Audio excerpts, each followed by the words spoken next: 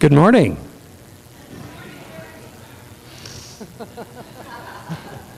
Same to you, at any rate. Welcome to the Sunday Celebration of Spirit here at the Golden Gate Center for Spiritual Living. We invite you to take your seats and turn off anything that vibrates, rings, all the way off, please. And once you've done that, say hello to your neighbor. What if my head is vibrating? How can I turn it off? That's it's not electronic.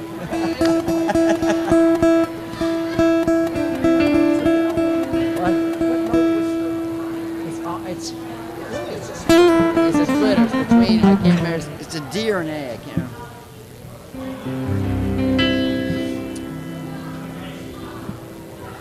We here at the Golden Gate Center for Spiritual Living honor you wherever you are on your spiritual path. The words to this morning's chant will be up here on the wall, followed by a spiritual mind treatment by our community spiritual leader, the one, the only, the great Reverend Karyl Huntley.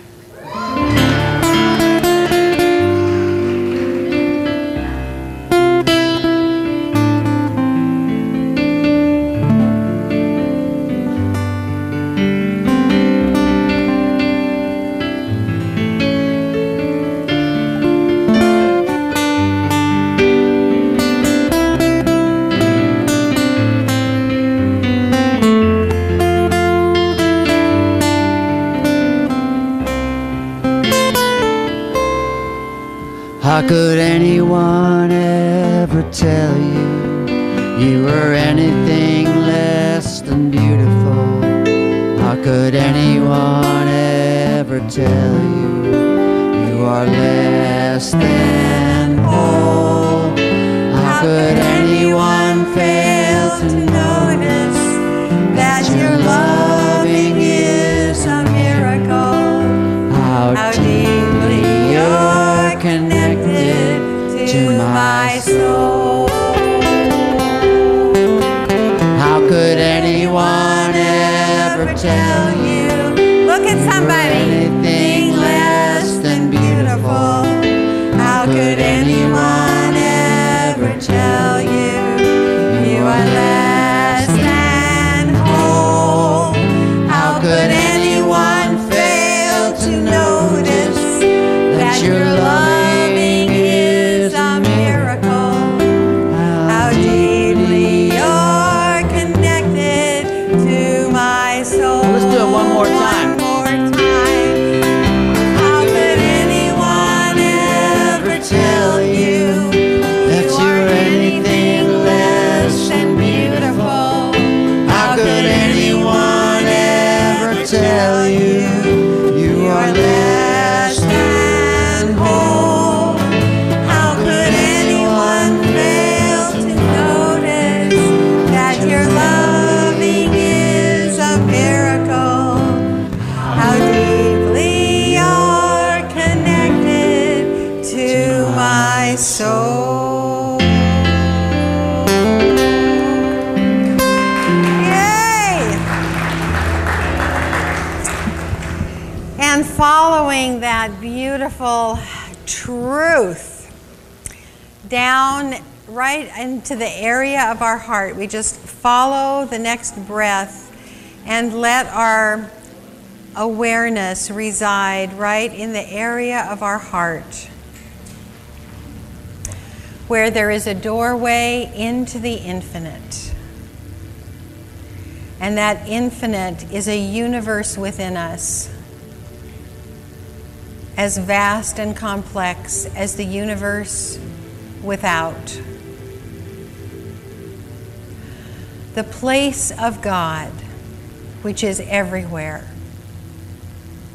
The aspect of the infinite, spirit, wisdom, beauty, peace, creativity, love, harmony, balance, well-being of all sorts.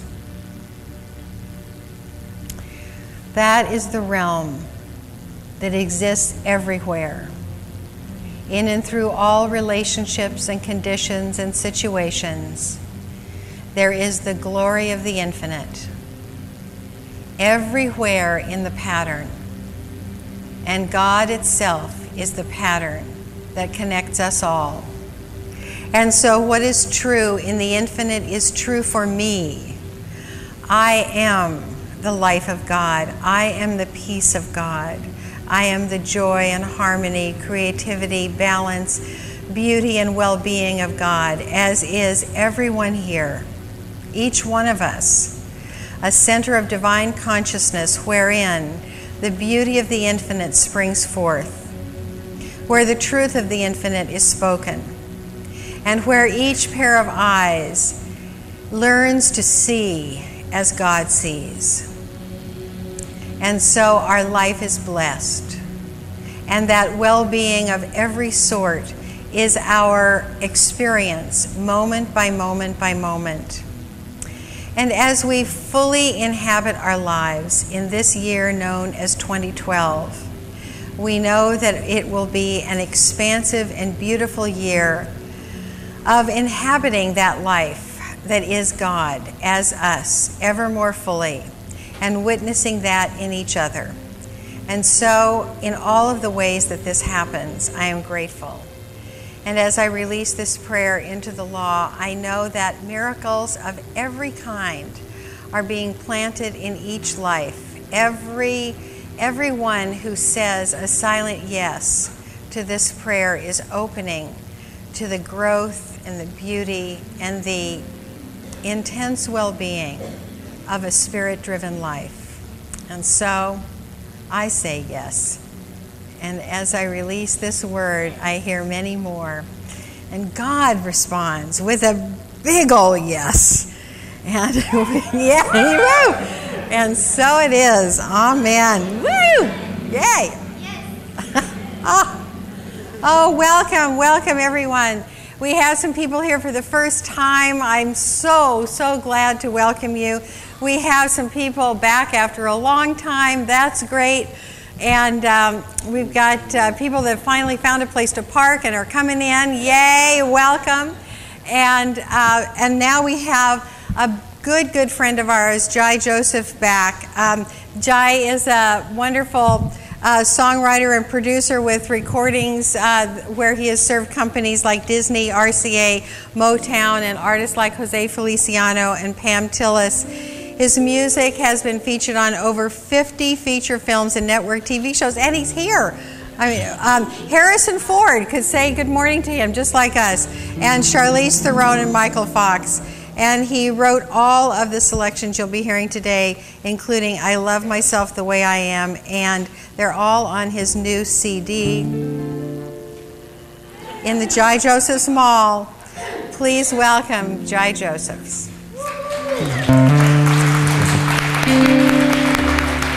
Good morning, Happy New Year. I wrote this song when I realized that the place where spirit was always present is in this very moment.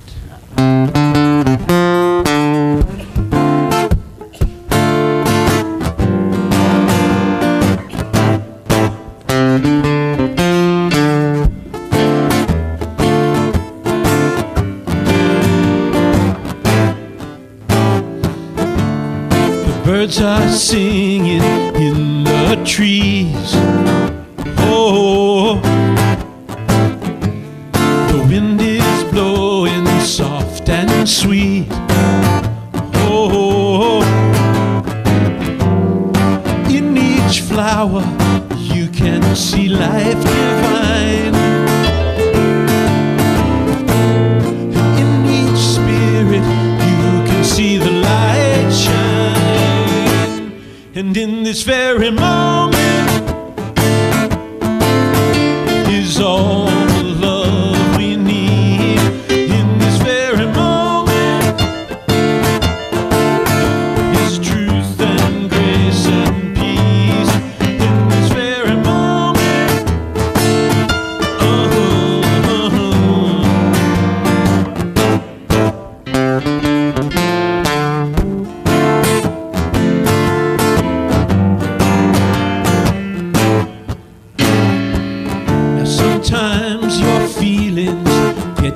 down. Oh, your mind can't find any way out. Oh, but can't you see it's just the future you fear? So take a breath and bring yourself right here. 'Cause in this very moment is all the love we need. In this very moment is truth and grace and peace. In this very moment,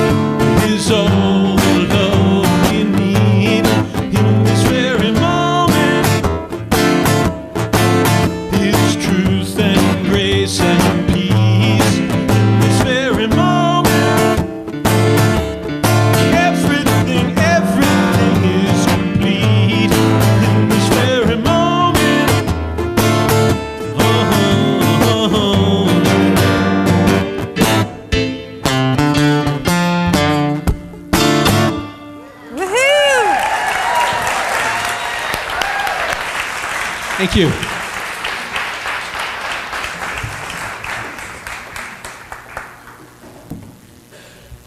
Good morning. I'm Marilyn Letzos, your practitioner for the day. And I get to tell you what's going on around here, which is really, there's a lot of exciting things. One thing is that there's a quick start class today right after, well, it's at 12:30 today in the Learning Center. And I get to facilitate this along with Gail Durkin. This is a class, if you've never taken a class with this community, this is the one for you to take. It's just a 3-hour class this afternoon from 12:30 to 3:30. And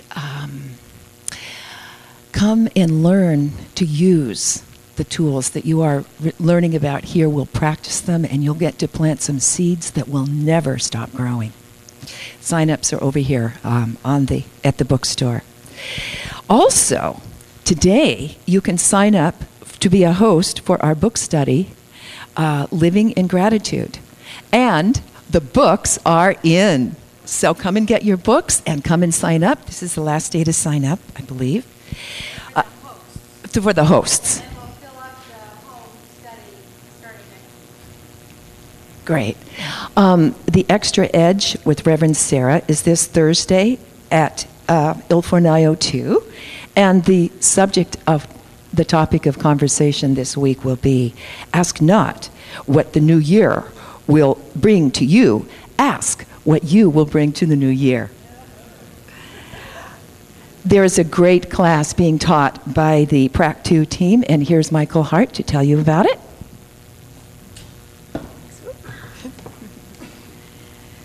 Well, I think you've heard something about it. We are teaching a workshop next Sunday afternoon after church at the Learning Center from 1 to 4. My co-teacher, Pat Malone, and I, called Embracing Spirit in the New Year, and we are going to have some fun. And you not only get both me and Pat, we are also having our master visioner, Janet, come lead a little laser visioning so you all get a taste of that, and our mind-body expert, Gail Durkin, creating out of the thin air, out of God's inspiration, a brand new, never-before-done ritual for releasing the the last year. And we have a bunch of other stuff going. We're going to have so much fun, and we are going to laugh and cry and go deep and do all we need to do to release what we want to release and embrace for the new year what we want to embrace for the new year, and find the guidance to know what that might be. So please do sign up today on the Ed table. I'll be there to answer any questions. And the reason I ask you to sign up today, you're welcome to come at the last moment, but we do have several little goodies for you. So we would like to know how many we need to create. So please come see me after church.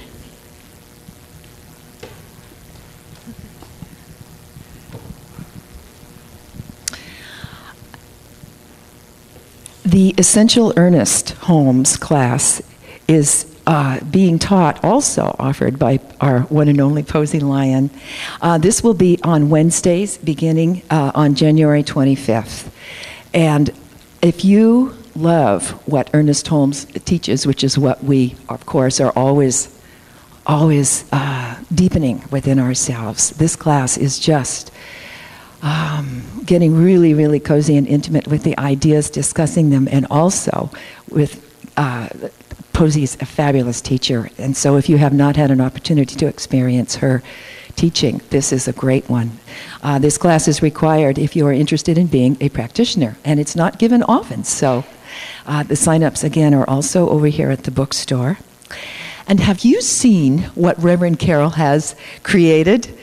She has 2 incredible, amazing offerings. This is a Celtic Cross prayer kit. It comes complete with a sacred stone and a CD and a beautiful booklet. And not only that, but she has Imbol cards. 6 beautiful cards. Come and check them out at the bookstore. So, thank you so much. Also, generally we do this first. And I forgot. I have to say I'm sorry. I haven't done this for a long, long time. But we generally bless our children, and I'm not sure where they are today. So let us connect with them inside, because each one of us has a little child there, a beautiful little child. So let us just connect with them inside and bless them as they go to their lessons today. And not last but not least, gratitude, such an important practice. And today, let us lift our hearts in gratitude to Ed Dudkowski and the video team. We are being streamed. Thank you, Ed. Thank you.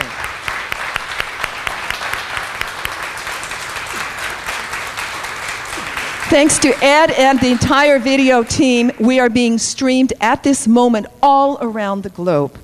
So, thank you, Ed, and thank you for your entire team. Okay. Yeah. Oh dear.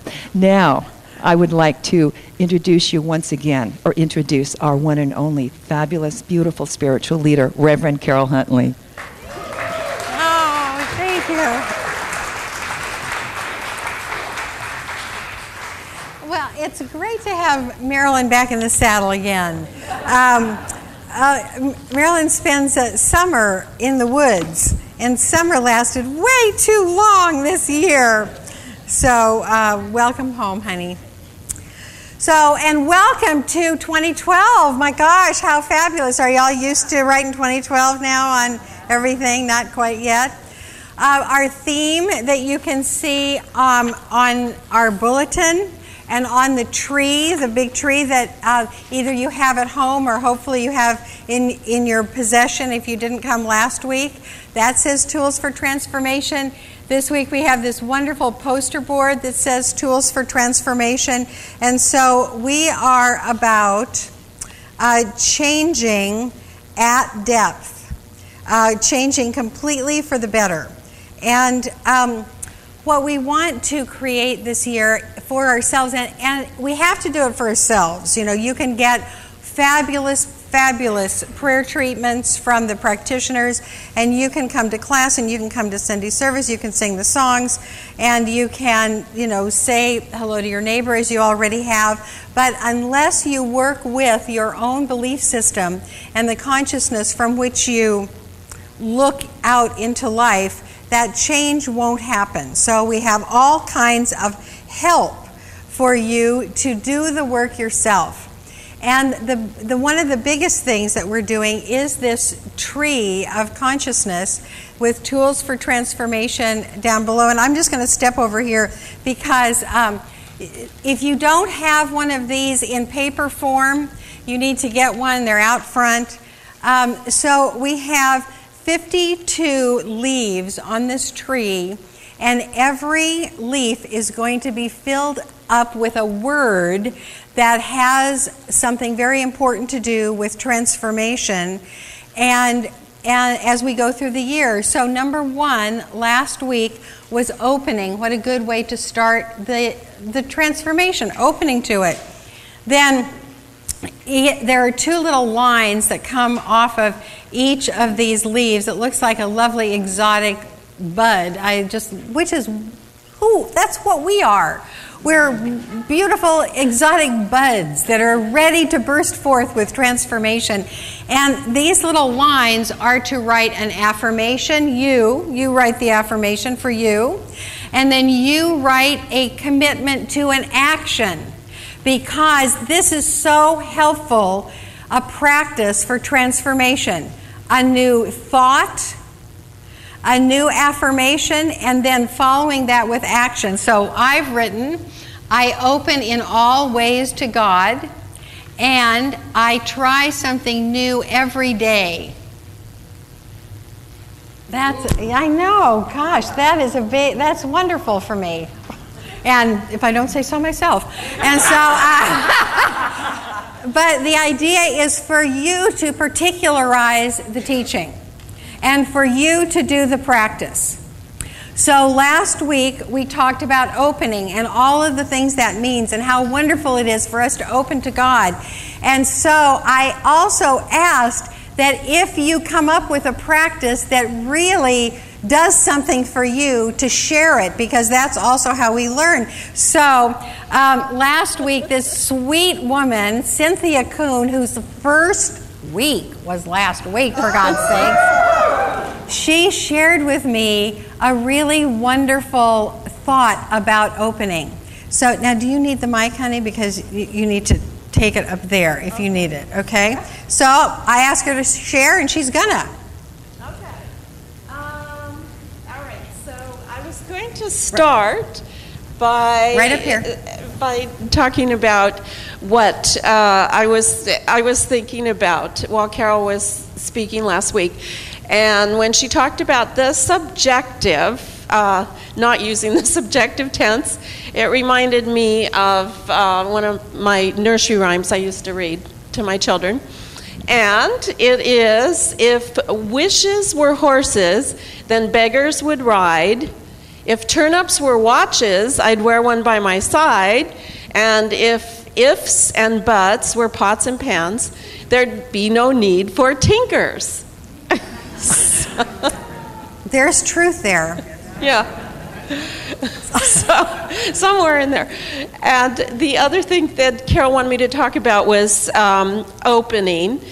And what I told her was I used to take modern dance from, a wonderful teacher, David Wood, who was a principal dancer in the Martha Graham Company. And what he taught us about how to move your arms as a dancer was that when you are in, and I guess I'll have to put the mic down so I can demonstrate. Well, I'll hold it for you. Yeah, I'll try to talk loudly. Okay, I got the mic here. Okay, so when you open your arms, this position, it's the most beautiful position in dance.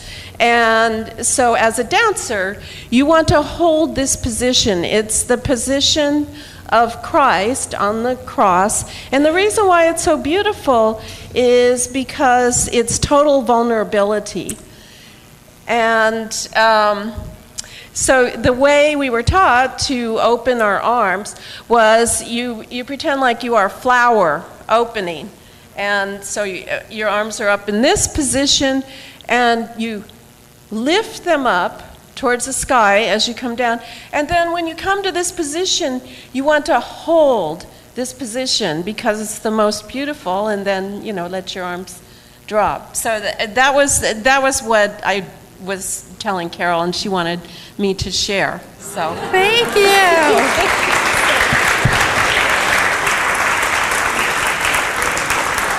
Oh, what a way to integrate into the community. Thank you so much, Cynthia. So today's topic, the title for the talk is Fresh, Curious, and Childlike. And this is really the place that we need to be in order to transform. In the Bible it says you must become like little children if you would enter the kingdom of heaven. And so I want you now to call your attention to this wonderful altar. Which Suzanne Mabardi did this altar, and because I asked her to do it because she is the most playful person, and every single thing on this altar has something to do with play, and discovery and curiosity, and the old being used in new ways. And so you are invited, you are encouraged to come up to the altar and play and discover and be curious about all of these things, and just have a wonderful time, because every single thing you have to do something with in order to find out how fabulous it is. And so just have a wonderful playtime up here. Our word today, I'd love to just spend enough time so all of you could guess, but we don't have that much time, so I'm just going to blurt it out. Our word today is innocence. And so, innocence. So, in order to transform, in order to let ourselves transform, in order for us to step into a life that is better than we have, any thought of being imperfect, guilty, shameful, impaired, blemished, or sinful has to go. It has to be healed. It has to be transformed first, because I'll tell you why. The greatest way that we punish ourselves is to think of ourselves in one of those categories like shameful or blemished or something, and then we don't give ourselves the opportunity to transform. It's not available to us if we keep punishing ourselves by thinking that we're in some way damaged goods. Why would you want to give that gift to something that was damaged? And so any feeling that we have, which we have brought forward from a childhood or from any time in the past, needs to be let go. And so as I was working with this thought, I have a refinement on our definition of transformation. Maybe I'll refine it every single week, but it's not actually to change for the better, because we're perfect as we are. That is the teaching. The idea that I like about transformation now is to completely inhabit the divine perfection that is who I am and who each one of you is as well. So that would feel like a change, because it is really establishing who we are, and a lot of us spend some time in self-punishment. Have you noticed that? Do you speak harshly to yourself? Do you do you say, awful words like stupid or no? That department is closed now forever, because what we're doing with expressing our innocence is the life of God in us. It's up here. The life of God in us is perfect, blameless, pure, compassionate, and connected to all. This is how we were made. This is our essence. This is truth with a capital T, and this is self with a capital S. This is really who we are. And so, at this point, I need to talk to you about the difference between two kind of esoteric terms, absolute and relative. Now, don't go with your eyes back in your head. Stay with me, okay? Because it's really pretty simple. Absolute means the spiritual truth behind all form and condition. That's the absolute. We talk about the absolute truth because behind all appearances, the teaching is, and my experience is, that there is a perfection that has never been tainted, has never been damaged, and that perfection is in and through everything. It's in and through every condition, every person, every situation, every relationship, every country clash. There is a perfection, and one of the things that we say it every time we pray, we say it in every single class, practitioners say it all the time to you, is God's life is perfect, whole, and complete. And because that life is my life now, I am perfect, whole, and complete. That is the absolute truth about you. Nothing you have ever done can change that. That is the truth about everybody. And the person that you have the most trouble with, it's true about them. I can see people going, darn. So, total, complete, utter, unqualified truth, irrespective of conditions, is this: that our life is the life of God, and that life is perfect, whole, and complete. And we speak this every time, as I said, we do a spiritual mind treatment. When you go to a practitioner, and that is the way that they begin that prayer, what they are doing is what they have been trained to do. And that is, they help you turn away from the condition and go to the absolute truth. Because the only way the condition is going to change is for you to fully inhabit the truth that is you. You can't change conditions by, manipulation. We've all tried that, and it doesn't work so well. The change happens when we inhabit the total, complete, utter, and unqualified truth. Now, the condition and our experience of the condition is the relative. Okay? Not like a mother-in-law, but relative meaning it is. That's a joke. But you are so trained on what I was saying. I'm going to get you back here. The relative is the personal, subjective experience of life, which is subject to changing conditions. And so, if we let it. So this is how it works out for us. If we notice that our bank account is low, we might not have the experience right off the bat of being complete, which is the absolute truth of us.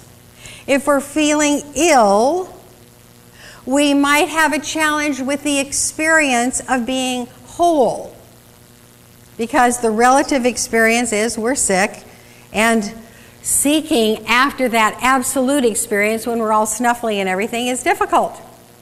If we're lonely, the subjective experience of loneliness sort of clouds our ability to see that our life is perfect.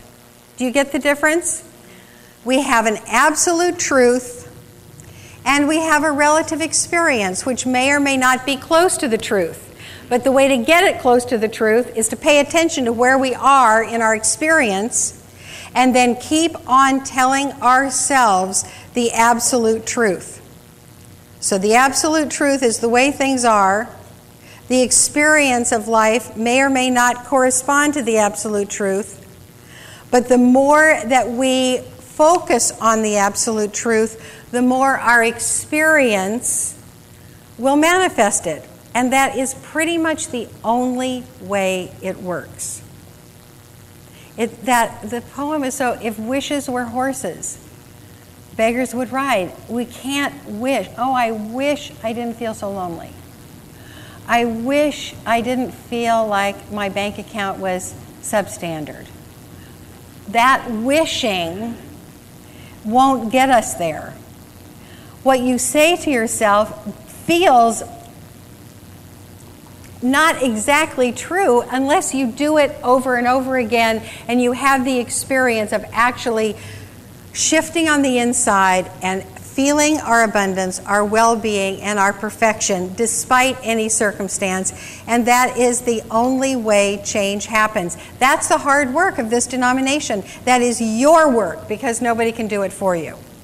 So in the realm of the absolute, we are completely innocent, never having participated in anything harmful.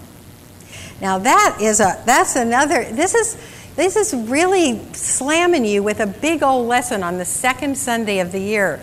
But, you know, we're all ready for it.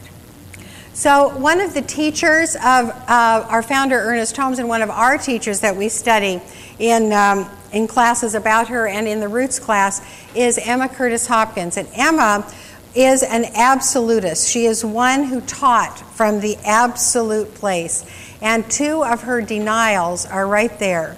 There is no evil and there is no sin.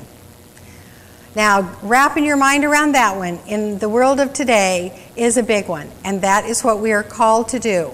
That in the absolute realm, there is no evil. And the reason that there is no evil is that God is all there is, and God is good. And so this is what she says in her words. Demonstration of mental science means making visible our ideas. We must make it visible that there is no evil if the idea is true. The truth makes us free. All I am expected to do to manifest the good that is for me is to tell the truth about what and where good is. That's pretty understandable. I'll read that again. All I'm expected to do to manifest the good that is for me is to tell the truth about what and where good is. Good is God. That's the next sentence. Good is God. Thus, the making of good demonstrations will surely come out into our life if we tell the truth about God. And this is to say, in my idea of good, there is no mixture of evil. That is to tell the truth. So let me unpack this for you. God the good is all there is. And when we say that, God the good is all there is, we mean in that good, all of those qualities: harmony, peace, joy, beauty, abundance, well-being of all kinds, balance, creativity, inspiration. All of those qualities that describe a particular aspect of good, that's the absolute truth.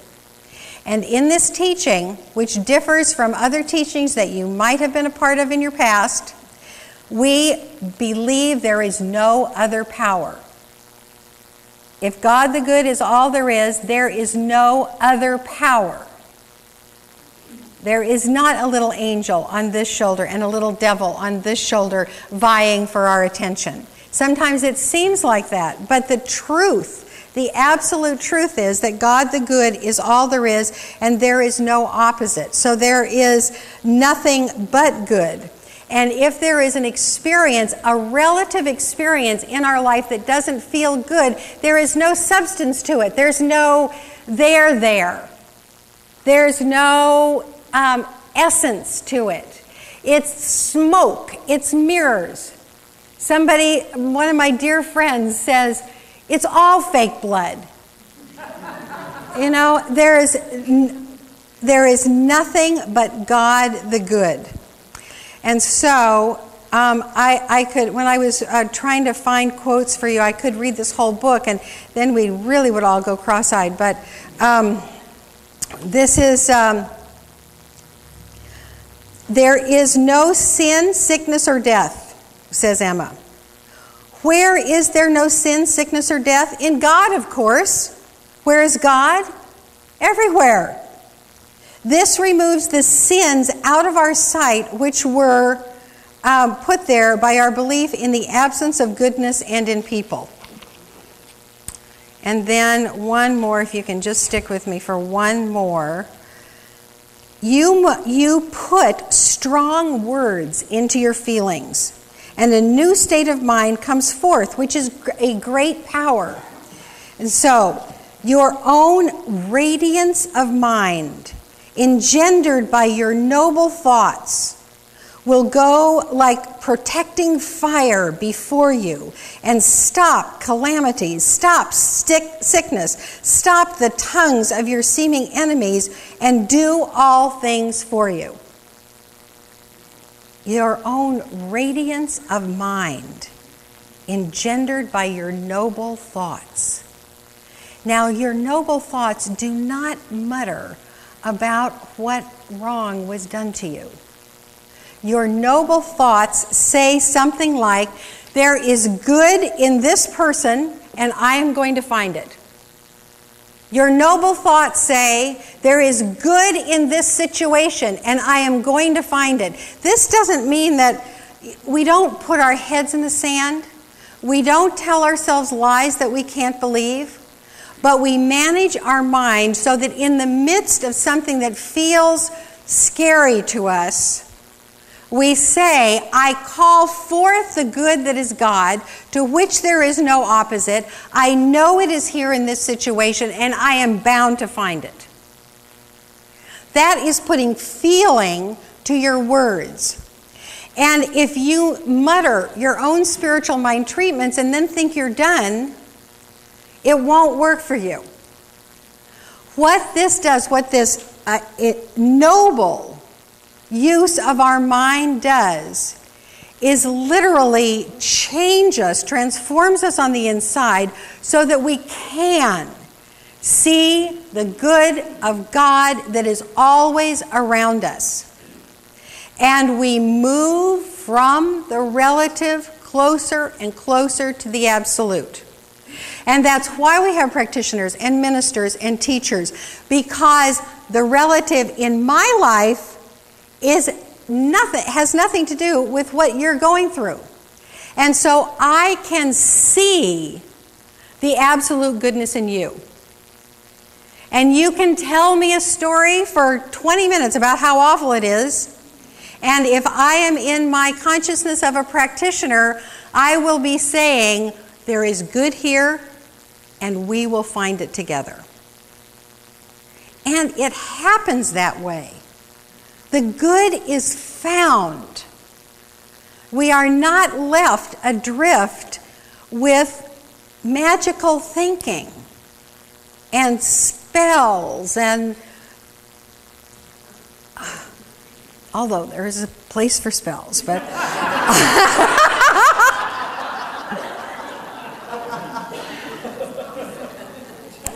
so when self-judgment assails you, when there is that time when you are hating yourself because of something you did or failed to do, you can say, I am a divine being and perfect in my essence. That is the absolute truth. You keep saying that. This is your work, and we are here to help you. And we have all been through it. We have been through dark nights of the soul. We have been through relative experiences that are scary. And we have moved through them to see the divine light. And you can too. So, because there are people that are hurting in the world and harm is evident, how do we bridge the gap between the absolute and the relative? Because although I'm sure most of you are thinking, wow, this is a good talk. When you go home and you experience the relative, it's going to be gone. Maybe not. Hopefully not. But we are perfect beings who behave in unskilled ways. That's a wonderful way to start. If the next time that you're in a hateful place for yourself or another person, you can say, that was really unskilled behavior for a divine being. And if you can do that without guilt, then you are just how like last year, how fascinating. Remember that lesson from last year? How fascinating. I'm a divine being and I behaved like this. How fascinating. So then you can say, I am determined to build my spiritual skills, so I express as a harmless being of good that reflects my absolute essence. Or you can use your own words, but that's exactly what we're going to do. So, there are, you know, the definition of a sin is really, it's an archery term, and it means missing the mark. And so I don't want you to go into denial about your unskilled behavior. You know, I have worked through some unskilled behavior of my own. Prayerfully, it's gone. But it's work. So you need to see both. Perfect being could work a little on the behavior. So, we're going to talk about this. Mistakes to consider. Mistakes are just unskilled behavior, okay? But we need to look at these so that we all can become harmless. Really, really, really obviously harmless.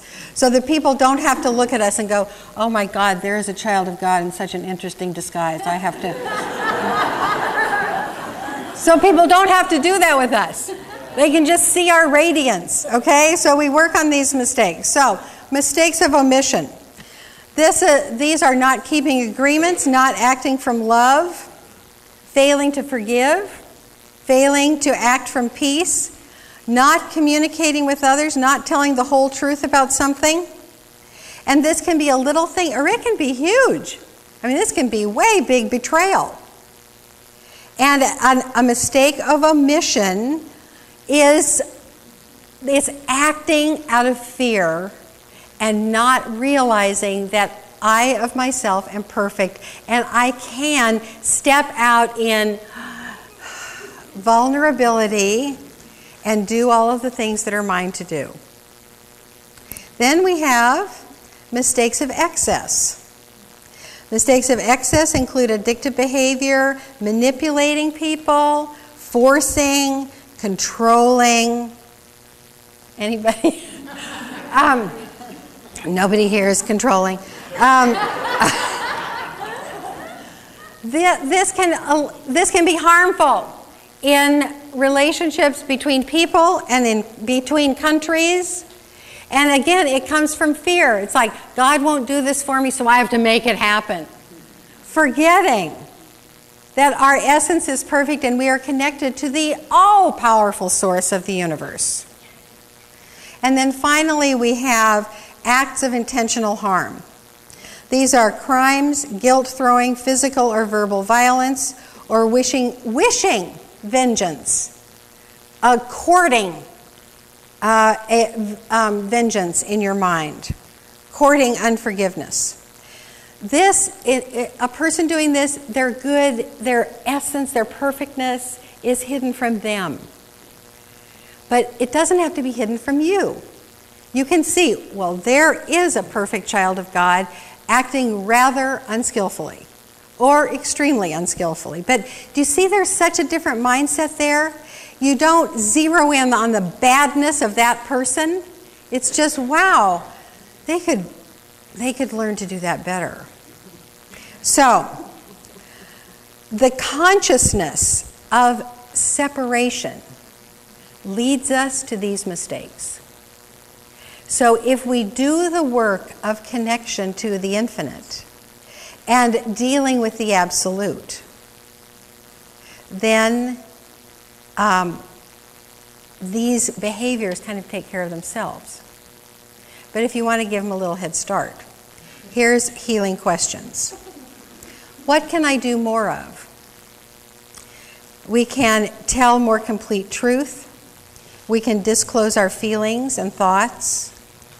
We can come from a peaceful center and see others' perfection. And what can we do less of? We can do less complaining, manipulating, worrying, obsessing, forcing, all of those kinds of behaviors. Speaking not the complete truth.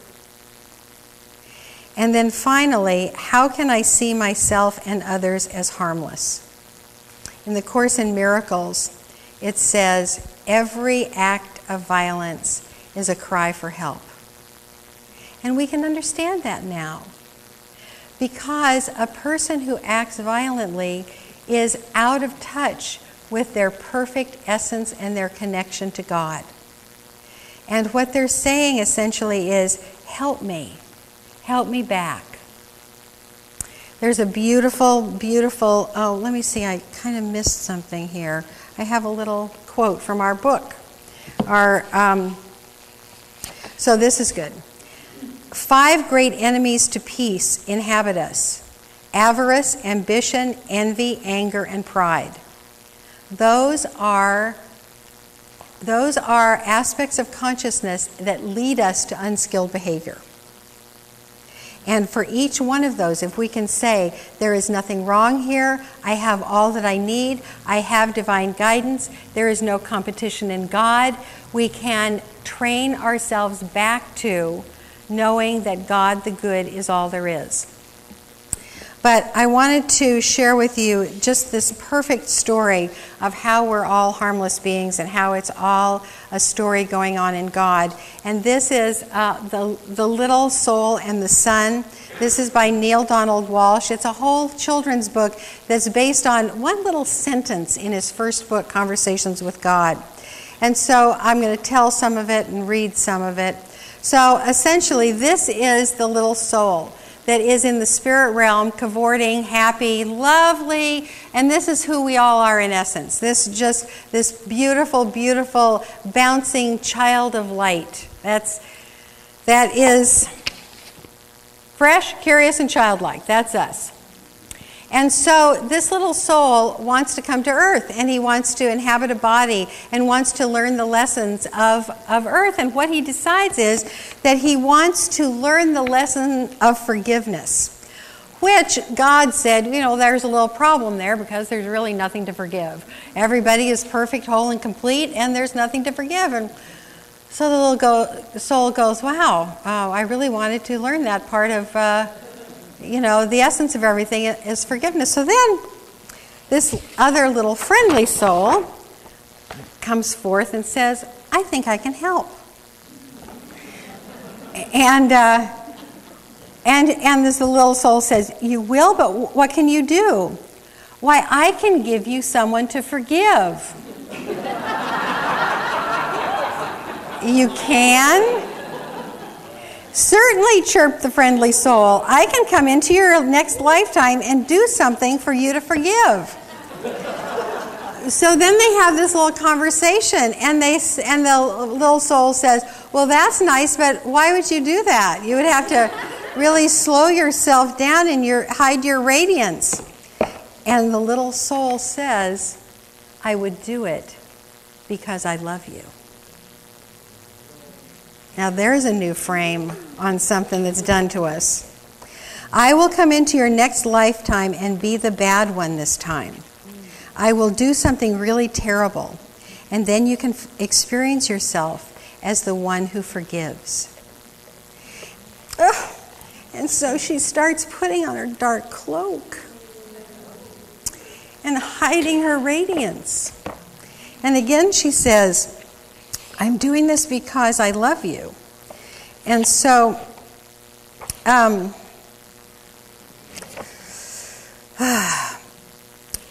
she says to the friendly soul, you have to forgive me quickly. She says, good, because you see, I will have been pretending so hard that I will have forgotten myself. And if you do not remember me as I really am, I may not be able to remember for a very long time. And if I forget who I am, you may even forget who you are, and we will both be lost. Then we will need another soul to come along and remind us of who we both are. So she does. She puts on the cloak of darkness and comes in so that the little soul can be the one who knows how to forgive. Well, what if we looked at all the betrayers in our life like this gift? To say, they're doing this because they love us. There is the meeting of absolute and relative. And when we live in the absolute, we can see through the disguise.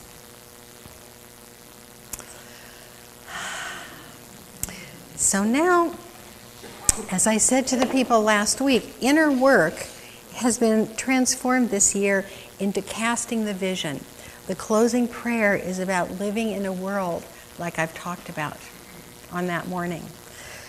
So, please turn within with me and realize, just take another breath and sit right down in your heart of hearts.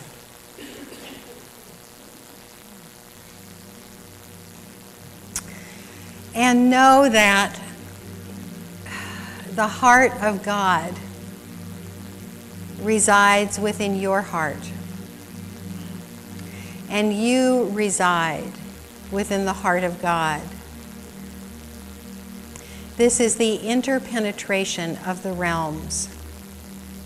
You and God, God in you, no separation. God the good is operating through every fiber of your being, in every aspect of your beingness, in the immortal places in you and in the relative places in you, in the physical body that you will lay down. It is all God and nothing but God. And in a world in which everyone knows this, it is so safe. There are no misunderstandings. There is no being overly sensitive. There is just the absolute truth. We are each and all of us divine beings, striving to learn the lessons of this earthly plane for the magnificence of our soul's growth. And so, there is no one to blame, and there is everyone to play with. There is no one that is shameful or sinful, but everyone is fresh and available. This is the truth. This is the truth of heaven on earth. This is the truth of us living in that absolute realm and playing curiously in the relative. It is a world filled with love, connection, forgiveness, non-judgment, celebration, curiosity, adventure, playfulness, health, abundance of all good, and that ability to see the fire of God through each pair of eyes. This is the world that we call forth today. This is the world that works for everyone. This is the blessing of innocence. And so it is.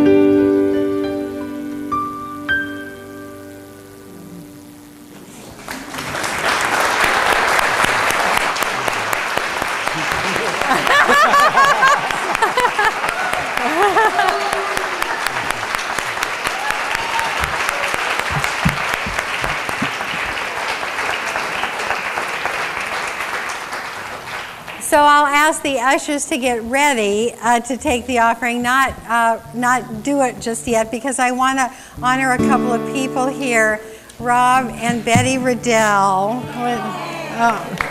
Now, I just turn around here. These treasures of this community have already moved to Sonoma. And so we haven't seen as much of them recently, and I'm so glad you're here today. And I just want to say to both of you that you are a part of the foundation of this community. Your roots are entwined with our roots. And as you continue your next life adventure, please know that our love goes with you and surrounds you and nurtures you and lifts you up. We will never, ever, ever forget you. And for you to be with us as much as possible. And we just love and adore you. So make sure that you love up on the Riddells.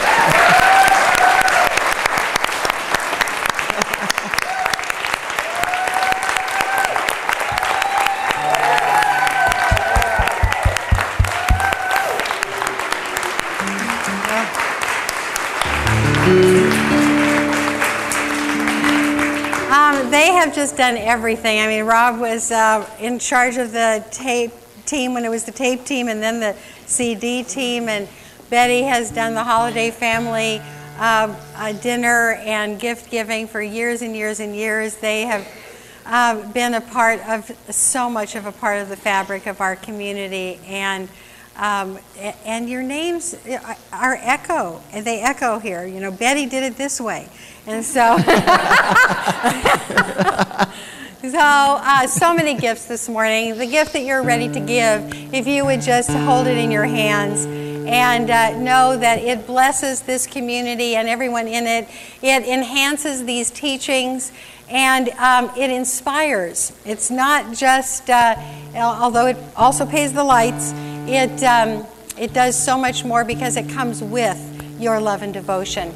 So would the ushers please receive the gifts now?